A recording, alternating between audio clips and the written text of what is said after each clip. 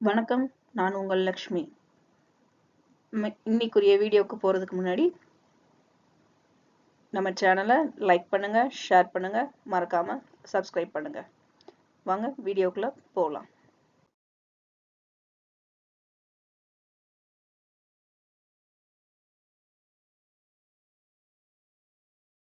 நம்ம முதல்ல Nifty 50யோட post market analysis பத்தி பார்த்தலாம்.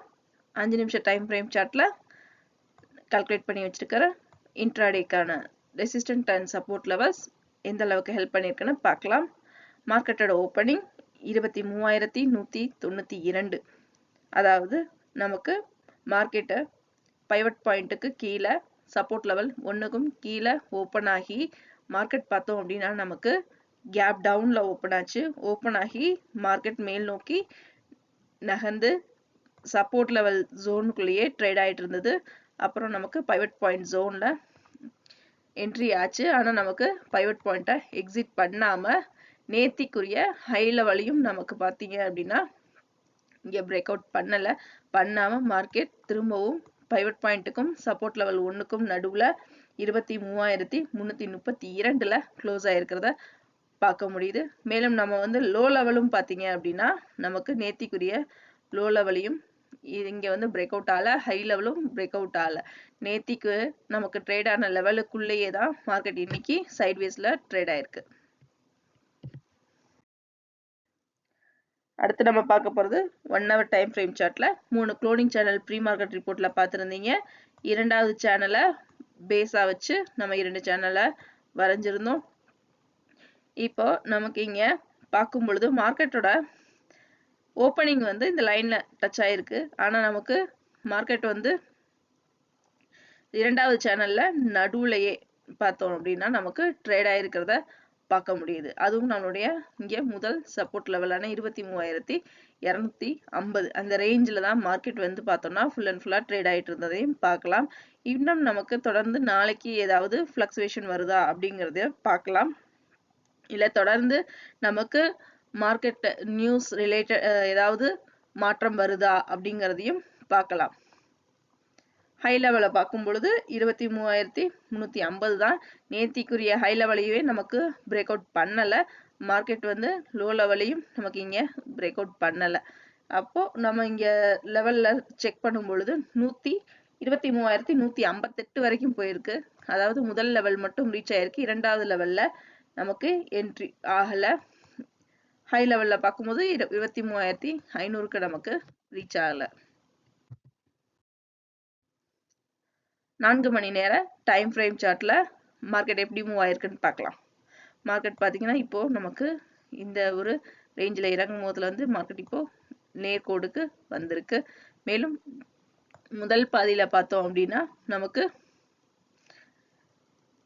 இங்க பையரோட டாமினேஷன் ரொம்ப அதிக லெவல்லே இருக்கிறத பார்க்க முடியுது.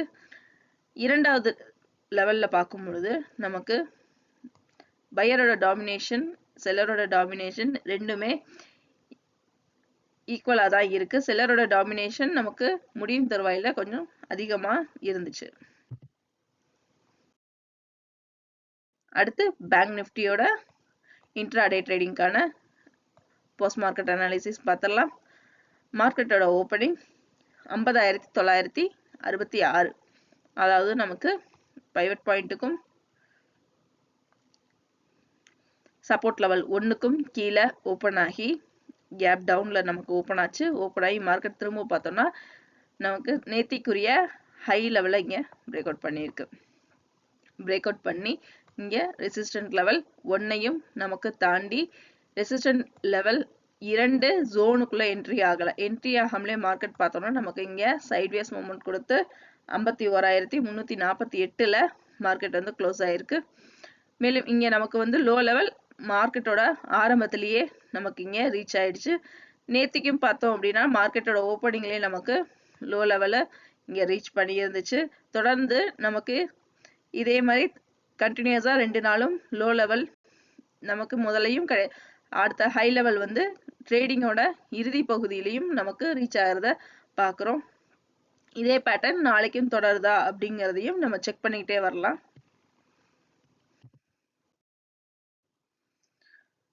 அடுத்து நம்ம பார்க்க போகிறது பேங்க் நிஃப்டியோட 1 மணி நேர டைம் ஃப்ரேம் சார்ட்ல ஸ்விங் ட்ரேடிங்கான சப்போர்ட் அண்ட் ரெசிஸ்டன்ட் லெவல் எந்த அளவுக்கு ஹெல்ப் பண்ணியிருக்குன்னு பார்க்கலாம். ஹை லெவல் பார்க்கும் பொழுது 51,404 நமக்கு இங்கே 51,800க்கு போகல. சப்போர்ட் லெவல்ல 50,908 நமக்கு இங்கே 50,800க்கும் மார்க்கெட் ரீச் ஆகலை. மேலும் இந்த பாக்ஸை நம்ம கம்பேர் பண்ணியிருந்தோம். கிட்டத்தட்ட 9ஆம் தேதி வரைக்கும், அதாவது 8ஆம் தேதியோட முடிவில் நமக்கு மார்க்கெட் வந்து இந்த பாக்ஸ்குள்ள ஃபில் ஆகும். இப்போ அதுக்கு நடுவில் இந்த வெட்ஜ் லைனுக்கு கீழே மார்க்கெட் க்ளோஸ் ஆகுதா அல்லது மேலேயே ட்ரேட் ஆகுதான்னு பார்க்கலான்னு பார்த்துருந்தோம். இப்போ நமக்கு மார்க்கெட் வந்து ஓப்பனிங் வந்து இந்த லைனுக்கு கீழே இருந்தது. ஆனால் அதுக்கப்புறம் பார்த்தோம்னா நமக்கு இந்த வெட்ஜுக்கு மேலே தான் மார்க்கெட் வந்து ட்ரேட் ஆகிட்டு இருக்கு.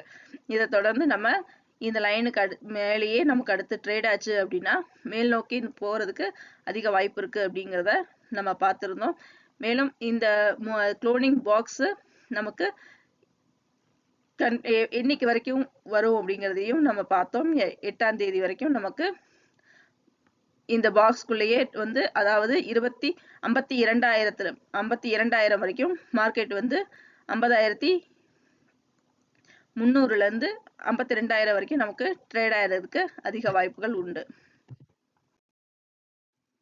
அடுத்து நம்ம பார்க்க போகிறது 4 ஹவர் டைம் ஃப்ரேம் சார்ட்டில் முதல் பாதியில் பார்த்தோம்னா பையரோட டாமினேஷன் ரொம்ப அதிக லெவல்லே இருக்கிறத பார்க்க முடியுது.